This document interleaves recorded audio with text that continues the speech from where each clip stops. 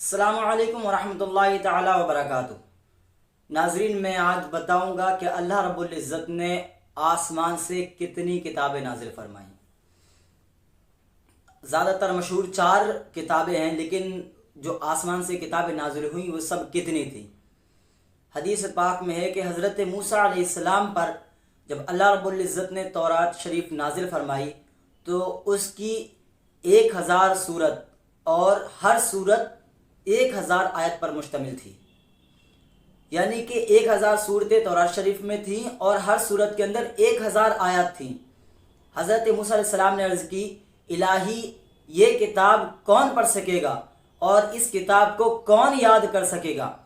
اللہ رب العزت نے ارشاد فرمایا، موسیٰ میں اس سے بھی ضخیم کتاب نازل فرماؤں گا، یعنی اس سے بھی موٹی بڑی کتاب نازل فرماؤں گا۔ موسیٰ علیہ السلام نے عرض کی، الہی کس پر؟ اللہ رب العزت نے ارشاد فرمایا کہ میں خاتم النبیین پر یہ کتاب نازل فرماؤں گا صلی اللہ تعالی علیہ وسلم۔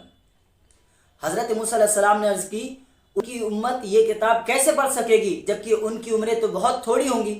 اللہ رب العزت نے ارشاد فرمایا کہ میں ان کے لیے اس کتاب کو اتنا آسان کر دوں گا کہ ان کے بچے بھی اسے پڑھ سکیں گے۔ سبحان اللہ۔ حضرت موسیٰ علیہ السلام نے عرض کی، الہی وہ تو کیسے کرے گا؟ تو اللہ رب العزت نے ارشاد فرمایا کہ میں نے زمین پر 103 کتابیں نازل فرمائی ہیں۔ 103 کتابیں جو ہیں قرآن کو چھوڑ کر کے، اللہ رب العزت نے فرمایا کہ 103 کتابیں نازل فرمائی، 50 شیس علیہ السلام پر، 30 ادریس پر، 20 ابراہیم پر، توریت تجھ پر، زبور داؤد پر اور انجیل عیسیٰ پر علیہ السلام۔ تو اللہ رب العزت نے 103 کتابیں نازل فرمائی ان انبیاء کرام پر۔ اور پھر اللہ رب العزت نے ارشاد فرمایا کہ میں نے ساری کائنات کا علم، ساری کائنات کی حقیقت ان 103 کتابوں کے اندر جمع فرمائی، اور ان ساری کتابوں کی حقیقت، ان کے معنی، ان کے تمام مطلب میں محمد صلی اللہ تعالی علیہ وسلم کی کتاب میں ذکر کروں گا۔ سبحان اللہ۔ اور پھر اللہ رب العزت ارشاد فرماتا ہے کہ ان تمام کی حقیقت جو ہے میں 114 صورتوں میں ذکر کروں گا اور ان کو 30 پاروں میں، اور ان سب کا مطلب، ان کے تمام مطالب جو ہے میں سورہ فاتحہ کی 7 آیت میں ذکر کروں گا۔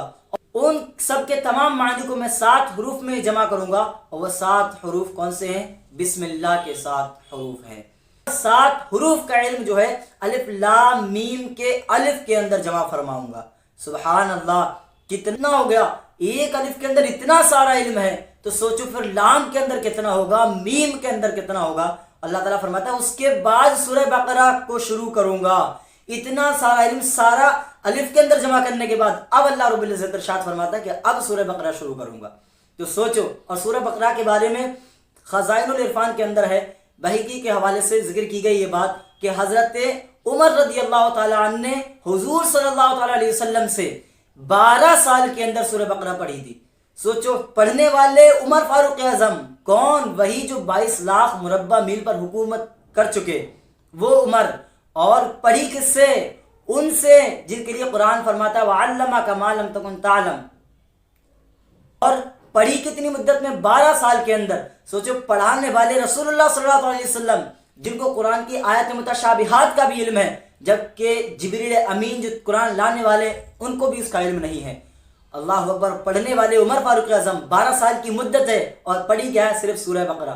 سوچو کتنا کچھ حضرت عمر نے سیکھا ہوگا، اور 12 سال کی مدت کے اندر سورہ بقرہ اگر پڑھی ہے تو پورا قرآن کو کتنا وقت چاہیے۔